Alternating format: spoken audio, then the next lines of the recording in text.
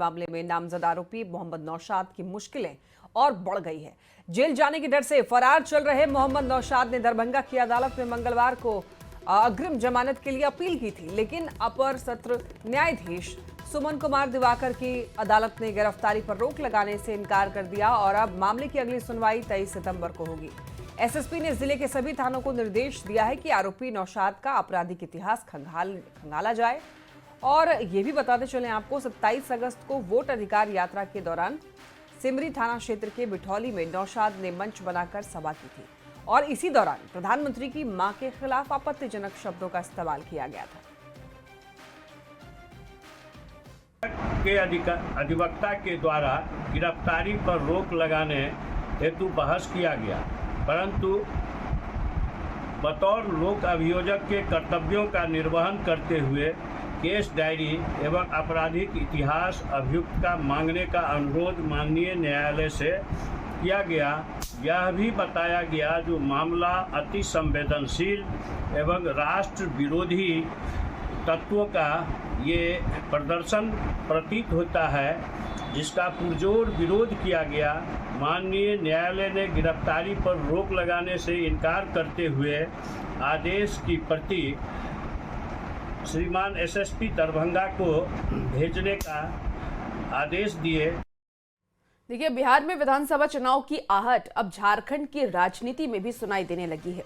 India गठबंधन का अहम घटक दल जेएमएम भी चुनावी समर में कूदने की पूरी तैयारी में है। दावा है कि 12 सीटों पर जेएमएम चुनाव लड़ सकता है, लेकिन गठबंधन में उससे मिलेगी कितनी सीट, इस पर अभी समय में बहुत बड़ा सवाल खड़ा हो रहा है। ये रिपोर्ट दिखाते हैं। बिहार चुनाव में आईएनडीआईए गठबंधन की राह सीट बंटवारे को लेकर आसान नहीं नजर आ रही है। झारखंड में गठबंधन के बड़े भाई की भूमिका निभाने वाला जेएमएम बिहार चुनाव में 12 सीटों पर अपनी दावेदारी ठोक चुका है। जेएमएम ने साफ किया कि 12 सीटों की सूची पहले ही गठबंधन को दी गई है और अब जल्द ही इस पर अंतिम फैसला होना है। हालांकि पार्टी इस बात को मान रही है कि सीटों की संख्या में कम ज्यादा की गुंजाइश केवल आला कमान की सहमति से ही होगी। मुझे लगता है कि जब अंतिम निर्णय होगा उस वक्त उसमें जो भी आगे पीछे करना होगा वो हमारे नेता की सहमति से, हमारे आला कमान की सहमति से वो तय होगा और उसकी घोषणा होगी। जेएमएम की नजर खासकर उन सीमावर्ती इलाकों पर है जहां उसका प्रभाव माना जाता है, जिनमें चकाई, बांका, कटोरिया, तारापुर और धमदाहा जैसी सीटें शामिल हैं। इनमें चकाई सीट पर जेएमएम 2010 में जीत भी दर्ज कर चुका है। उसको उम्मीद है कि आरजेडी भी इस पे विचार करेगा। 12 न सही, लेकिन थोड़ा कम बेसी करके जेएमएम को संतुष्ट जरूर किया जाएगा और वो लोग अपने फोल्डर में इसको जरूर रखेंगे। राजनीतिक जानकार मानते हैं कि जेएमएम को 12 सीट तो शायद न मिले, लेकिन गठबंधन में जगह पक्की करने के लिए कुछ सीटों पर सहमति जरूर बन सकती है। दिलचस्प समीकरण ये भी कि झारखंड में जहां जेएमएम गठबंधन का सबसे बड़ा भाई है, वहीं बिहार में उसका कद घटकर सबसे छोटे भाई जैसा रह जाता है, जबकि कांग्रेस दोनों राज्यों में मंझले भाई की भूमिका निभाती नजर आ रही है। राष्ट्रीय जनता दल के नेता आदरणीय लालू प्रसाद यादव जी और माननीय तेजस्वी प्रसाद यादव जी को करना है, इसलिए इसमें निराश होने की आवश्यकता नहीं है। सम्मानजनक सीट उनको बिहार में मिलना तय है। महागठबंधन के दलों में, इंडिया गठबंधन के दलों के ऊपर में सवाल पैदा करने वाले दलों के नेताओं को मैं बताना चाहता हूं कि इंडिया गठबंधन बिहार विधानसभा चुनाव को लेकर पूरी तरह से इंटैक्ट है। हेमंत सोरेन जी और झारखंड मुक्ति मोर्चा लालू प्रसाद यादव जी के सामने नतमस्तक होकर सीटों की याचना कर रहे हैं। पूरा का पूरा झारखंड यह मंजर देख रहा है। कांग्रेस को जहां बिहार चुनाव में एनडीए के भीतर दरार दिख रही है, वहीं बीजेपी इस विवाद को लेकर चुटकी लेने का कोई मौका नहीं छोड़ रही। अब देखना होगा कि झारखंड से बिहार पहुंचे जेएमएम को गठबंधन में कितनी सीटें मिलती हैं। तो बिहार चुनाव से पहले सीट बंटवारे का ये समीकरण तय करेगा कि इंडी गठबंधन में झारखंड की सबसे बड़ी सियासी ताकत बिहार में किस हैसियत से उतरती है। रांची से न्यूज़ 18 के लिए संजय सिन्हा की रिपोर्ट। लालू प्रसाद ने सपरिवार महाबोधि मंदिर में भगवान बुद्ध के दर्शन किए। महाबोधि मंदिर के गर्भगृह में पूजा के बाद भिक्षुकों ने लालू प्रसाद और परिवार के सदस्यों के लिए विशेष मंत्रोच्चार किया। लालू परिवार ने पवित्र बोधि वृक्ष के भी दर्शन किए और इस अवसर पर परिवार को एक बुद्ध प्रतिमा, एक बोधि पत्र भेंट किया गया। लालू प्रसाद के साथ उनकी पत्नी राबड़ी देवी, तेजस्वी यादव और बहू राजश्री यादव मौजूद रहे।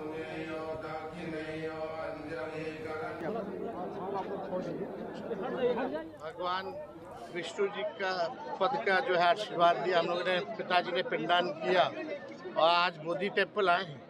आप सब लोग जान रहे हैं, हम लोग तो कई बार आए हैं, लेकिन मेरी धर्मपत्नी और बेटी का तैनी पहली बार गया ही है, तो उनको भी आशीर्वाद हम लोगों ने दिलाया। और भगवान बुद्ध का जो संदेश जो दुनिया में दिया है, अमन चैन का, नफरत को मिटाने का, क्रोध को मिटाने का, हम समझते हैं कि इसी के आधार पर जो उन्होंने ज्ञान दिया है, उसके रास्ते हम सब लोगों को चलना चाहिए।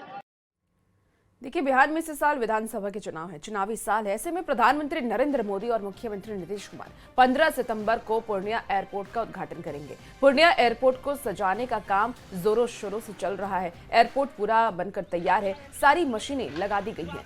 आपको बता दें कि अराइवल और डिपार्चर गेट के साथ साथ सिक्योरिटी और जांच का काउंटर भी बनकर तैयार हो चुका है। एयरपोर्ट से शहर तक 18 फीट चौड़ी कनेक्टिविटी रोड भी बनाई गई है और इसके साथ ही स्टार एयरवेज और इंडिगो ने अपनी फ्लाइट शुरू करने के लिए बुकिंग भी शुरू कर दी है। एयरपोर्ट का जायजा लिया है न्यूज़ 18 संवाददाता कुमार प्रवीण। ये बहुत बड़ी सौगात है। पूर्णिया के लोग इस पल को देखने के लिए ललाहित थे। अन्य संस्थाओं के द्वारा भी इस चीज़ों की मांग हो रही थी। प्रधानमंत्री जी ने जो बिहार को पैकेज दिया, वो भी पैकेज बिहार वासियों के लिए बहुत बड़ा पैकेज है, लेकिन उसमें से लगभग 150 करोड़ का पैकेज जो पूर्णिया को, ये जो आप पूर्णिया हवाई अड्डा देख रहे हैं अभी, ये पूर्णिया के लोगों का ये बहुत बड़ा मांग था और लोगों की एक आशा थी कि हमारे पूर्णिया से कब उड़ान भरेगी। पूर्णिया के युवाओं के लिए तो ये एक सपना, बेहतरीन सपनों में से एक है और सच में ये पूर्णिया का जो एयरपोर्ट है, इससे हम लोग बाहर जितने भी राज्य हैं, केवल पूर्णिया ही नहीं, अब पूर्णिया को इससे सीमांचल से जुड़ा हुआ जितना भी जिला है उसको भी इससे फ़ायदा होने वाला है। खबर रोहतास से मिल रही है, जहां पर एक निजी स्कूल के छात्रावास में 13 साल की नाबालिग छात्रा के साथ गैंगरेप का मामला सामने आया है। गैंगरेप के मामले में देखिए इंद्रपुरी थाने में एक केस दर्ज किया गया है। पुलिस ने 4 आरोपी को गिरफ्तार किया है। पकड़े गए सभी उसी निजी विद्यालय के हॉस्टल के कर्मी हैं। पीड़ित बच्ची नालंदा जिले के एक गांव की रहने वाली है। बच्ची को स्वास्थ्य जांच के लिए सदर अस्पताल सासाराम लाया गया और इलाज के बाद बच्ची को बाल कल्याण समिति को सौंपा गया है। वहीं इस मामले में सासाराम के सिविल सर्जन का ये कहना है कि पहले तो बच्ची का मंत्र सर्दी खांसी की जांच के नाम पर लाया गया, लेकिन जब मामला संदिग्ध लगा तब जाकर दुष्कर्म मामले की जांच हुई। 13 साल की जा रही है, उसका सर्दी, बुखार, खांसी इत्यादि मेडिकल जांच कर जांच प्रतिवेदन दें। उस पर हमारे डॉक्टर का कहना था कि भाई इसमें कहाँ लिखा है कि इसका रेप हुआ है, इसके साथ कुछ हुआ है कि मेडिकल लीगल दें। उसमें तो लिखा है कि सर्दी, बुखार, खांसी है, खांसी के साथ है, जिसकी जांच कर मेडिकल रिपोर्ट दें। तो हम बोले भाई तो सही बात है, कहीं नहीं लिखा है, इसी को झंझट हो रहा था। फिर हमने पूछकर कहा कि कहो कि लड़की का मेडिकल जांच अगर कराना है तो दरखास्त को बदल दे। छपरा में नाबालिग प्रेमी युवक को पकड़ करके ग्रामीणों ने जमकर उसकी पिटाई कर दी। पिटाई का वीडियो सोशल मीडिया पर तेजी से वायरल हो रहा है। दरअसल एक नाबालिग प्रेमी युवक को छिप कर मिलना उस समय भारी पड़ गया जब नाबालिग प्रेमी जोड़े को ग्रामीणों ने पकड़ लिया और प्रेमी प्रेमिका की जमकर धुनाई कर दी। घटना का वीडियो सोशल मीडिया पर वायरल हो रहा है और घटना का वीडियो देखिए सोशल मीडिया पर अपलोड भी कर दिया गया और देखते ही देखते घटना का वीडियो सोशल मीडिया पर तेजी से वायरल होने लगा। घटना सारण जिले के मुफस्सिल थाना क्षेत्र के माला गांव की बताई जा रही है। वीडियो वायरल होने के बाद सारण पुलिस हरकत में आई और मामले की जांच में जुट गई है।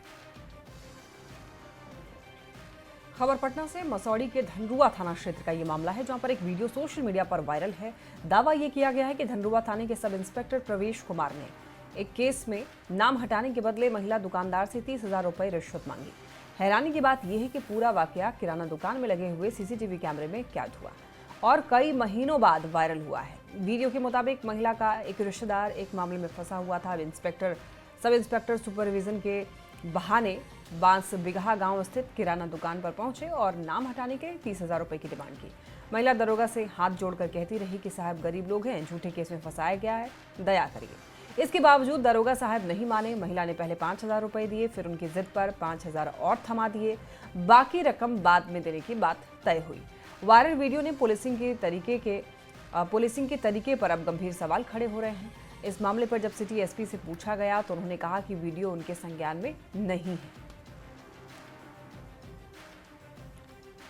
और मुंगेर के बहादुरपुर गांव में शराब के नशे में धुत एक पिता ने अपने बड़े बेटे की चाकू गूंथकर हत्या कर दी। दरअसल पिता रोज शराब पी करके घर आता था और घर में झगड़ा करता था। बड़े बेटे ने विरोध किया तो पिता ने बड़े बेटे के पेट में चाकू से हमला कर दिया। पत्नी और छोटा भाई बड़े बेटे को अस्पताल लेकर गए, जहां उसकी मौत हो गई।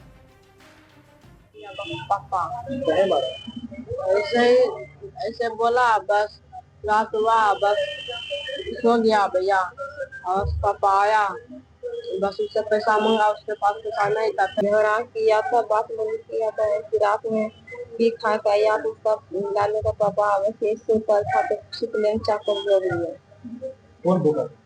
पापा जी। बेटा क्या कोई कारण क्या झगड़ा हुआ? ऐसे हुआ था, बात से वो एक करता था। भागलपुर के मायागंज अस्पताल में JLNMCH के सभी नर्स ने अपनी मांगों को लेकर जबरदस्त हंगामा किया। नर्स ने अस्पताल अधीक्षक के कार्यालय के सामने हाथ में बैनर पोस्टर लेकर धरना दिया। नर्स की मांग ये है कि सेवा अवधि का विस्तार करते हुए पुरानी पेंशन लागू की जाए, साथ ही साल में 13 महीने का वेतन भुगतान किया जाए। सभी नर्स ने सुपरिटेंडेंट को मांगों का ज्ञापन भी सौंपा है।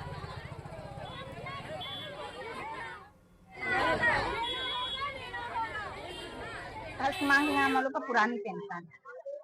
जब नेता मिनिस्टर सब एक बार लड़ेंगे उनको पुरानी पेंशन, 10 दिन भी अगर गद्दी पर आ गया उनको पुरानी पेंशन, और हमारा एक जिंदगी पूरा खत्म हो जाता है। लेकिन हमारे लिए न्यू पेंशन स्कीम चला करके हम लोगों को धोखा दिया गया। हम लोगों को चाहिए पुरानी पेंशन। क्या मांगे? क्या मांगे है वही है, एक पहला मांगे कि 70 साल सेवा की विस्तार किया जाए। दूसरी मांगे 10 वर्ष का जो हम लोग का कार्ड है उसको एक्टिव किया जाए, और तीसरा मांग है कि पुरानी पेंशन लागू किया जाए। सिवान के दरौली बाजार में सड़क पर जल जमाव को लेकर के लोगों ने विरोध प्रदर्शन किया।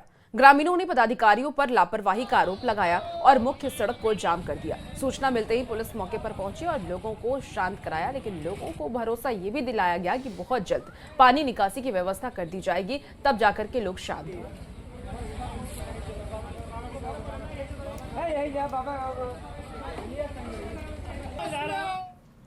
शेखपुरा में महिला उद्यमी योजना को लेकर महिलाएं उत्साहित दिख रही हैं। रोजगार शुरू करने के लिए उन्होंने आवेदन देना शुरू कर दिया है। मुख्यमंत्री नीतीश कुमार के लाभकारी योजना से महिलाओं का आर्थिक विकास होगा।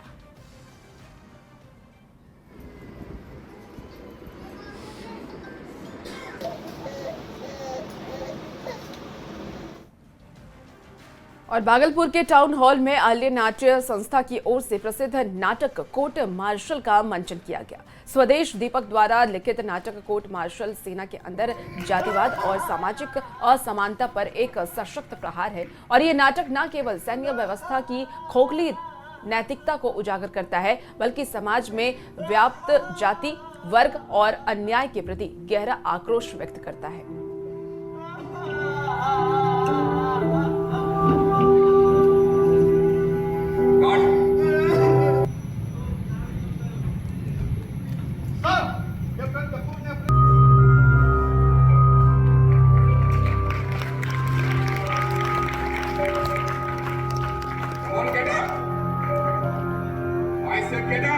कोर्ट मार्शल देखिए जातिगत व्यवस्था को चुनौती देता हुआ एक नाटक है, जिसकी रचना स्वदेश दीपक जी ने की है।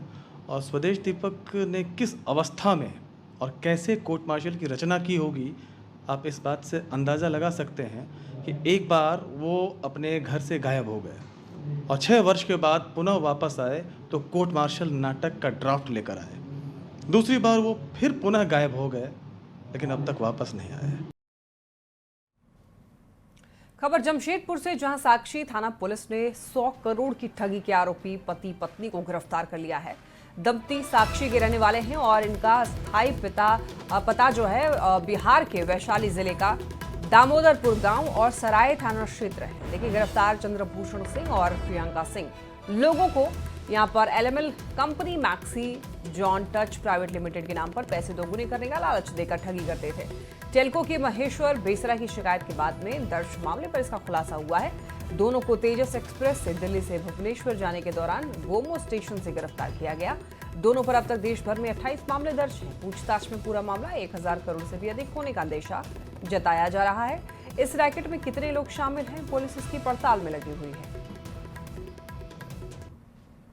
इसके संबंध में केस हुआ था 74/22 साक्षी थाना में, बट इसमें हमें ये कपल कभी मिला नहीं था। उनको फरार दिखाते हुए हमने चार्जशीट किया था।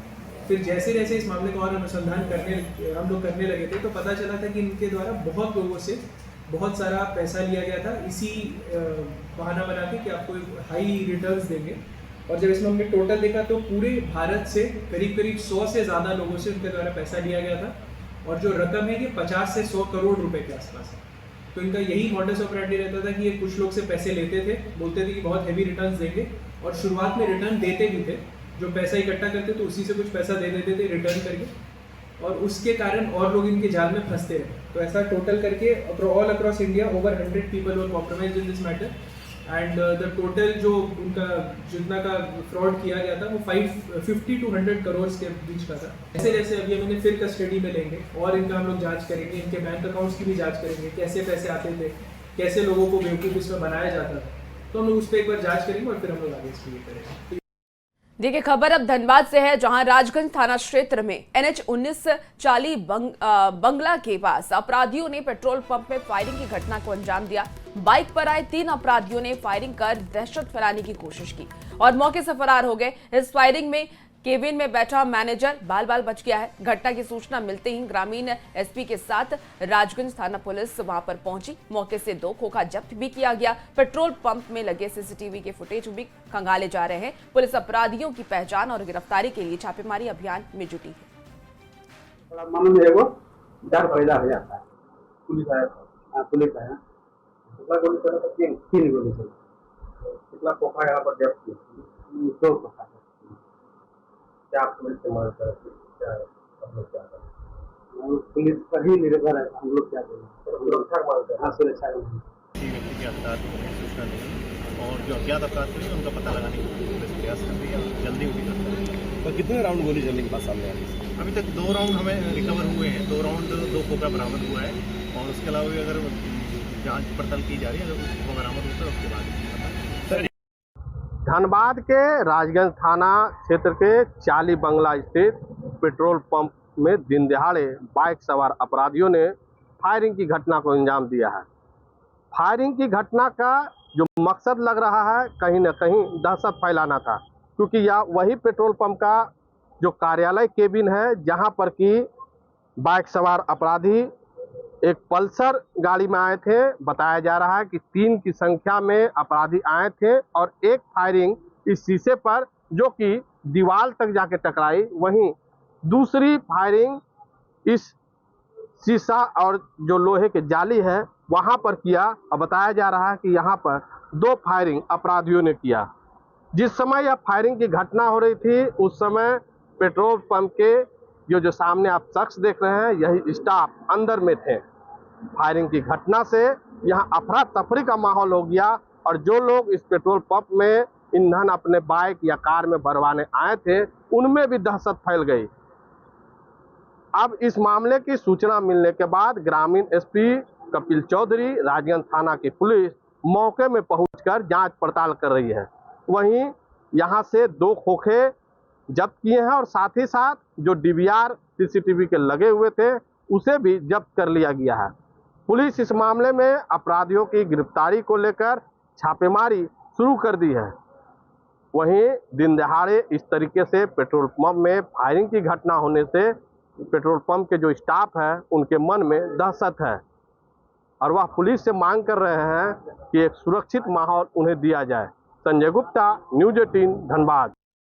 सरायकेला खरसावा के ईचागढ़ में लोग हाथियों की दस्तक से परेशान हैं। करीब 6 महीने से जंगल में डेरा जमाए हाथी हर दिन जमकर उत्पात मचा रहे हैं। नाराज लोगों ने वन विभाग से हाथियों के उत्पात से मुक्ति दिलाने की मांग भी की है। पूरे मामले पर क्या है वन विभाग का रुख और क्या लोगों की मांग पूरी होगी, पूरी खबर देखिए इस रिपोर्ट के जरिए।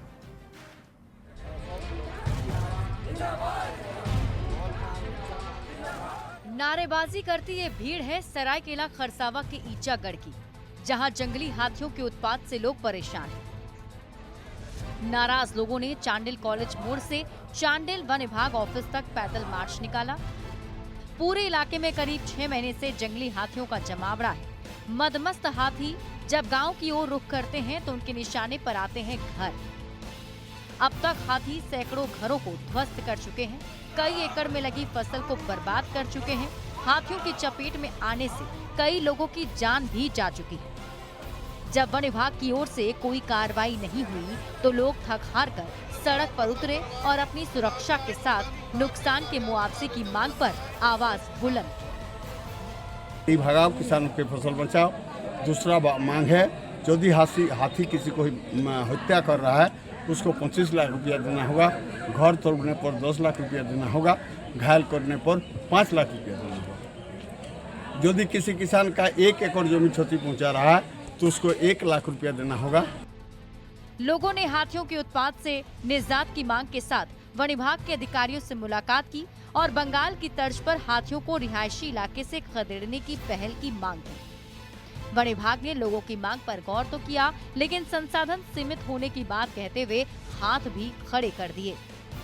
कम संसाधन के बाद भी जितना किया जा रहा है क्षेत्र में पर्याप्त मात्रा हर जगह टीम, लेकिन अब टीम का बात है। मान लिया कि 8 जगह हाथी है तो टीम एक ही जगह 2 जगह जाएगा ना, 8 जगह तो संभव नहीं है। ये भी एक प्रॉब्लम है, संसाधन का भी कमी है। और दूसरा कि बाकी तो जो है प्रयास हम लोग कर रहे हैं, टॉर्च मोबाइल पटाखा तो या गाड़ी से प्रचार प्रसार की जो भी है। दलमा सेंचुरी से हाथियों का झुंड पलायन कर ईचागढ़ के इलाके में जमा है। शाम ढलते ही हाथियों का झुंड भोजन के तलाश में गांव में घुस जाता है और फिर शुरू होता है दहशत का दौर। अब देखना होगा कि हाथियों के उत्पात से परेशान लोगों को कब तक मुक्ति मिल पाती है, लेकिन तब तक लोगों की जान मौत के साए तले रहने को मजबूर है। न्यूज़ 18 के लिए सरायकेला से आशीष तिवारी की रिपोर्ट। गिरिडीह से बड़ी खबर मिल रही है। गिरफ्तार आरोपी ने थाने में फांसी लगाई है। थाने में गला काटकर फांसी लगाई है। आपको बता दें कि 2 हत्याकांड में गिरफ्तार था श्रीकांत। सोनी देवी और रिंकू देवी की दरअसल हत्या का आरोपी है। सोनी देवी और रिंकू देवी की हत्या का ये आरोपी है। आपको बताते चले गावा थाना क्षेत्र का ये मामला बताया जा रहा है। गिरफ्तार आरोपी ने फांसी लगा ली है, थाने में गला काटकर फांसी लगाई है। गिरिडीह से ये बड़ी खबर इस वक्त मिल रही है। 2 हत्याकांड में दरअसल आरोपी को गिरफ्तार किया गया था। आरोपी श्रीकांत ने फांसी लगा ली है। सोनी देवी और रिंकू देवी की हत्या का ये आरोपी था। गावा थाना क्षेत्र का ये मामला है। अब जैसे ही आरोपी ने फांसी लगाई है, अब हड़कंप मचा हुआ है पुलिस महकमे में, क्योंकि बताया जा रहा थाने में फांसी लगा ली है। और आखिर थाने में कैसे फांसी लगा ली है, ये बहुत बड़ा सवाल है। गला काटकर बताया जा रहा है फांसी लगाई है। ये क्या कहते हैं बिछाने इसी से चौकीदार जो डिपोट था तो 4 मिनट के लिए 5 मिनट के बाथरूम वगैरह गया तब उसी में वो लटक गया। तो उसको हम लोग जब देखा गया था ना तुरंत एम्बुलेंस करके ये आपका एडमिट किए हैं सदर में। स्थिति अब डॉक्टर का जो बुलेटिन आएगा उसके हिसाब से हम बता सकते हैं। फिलहाल इस बुलेटिन में इतना ही। आप बने रहिए न्यूज़ 18 बिहार झारखंड के साथ।